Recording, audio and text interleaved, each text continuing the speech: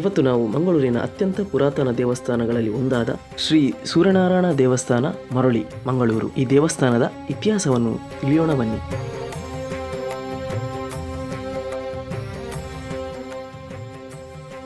ಭಾರತದಲ್ಲಿ ಸೂರ್ಯದೇವರ ಆರಾಧನೆ ಸನಾತನವಾದದ್ದು.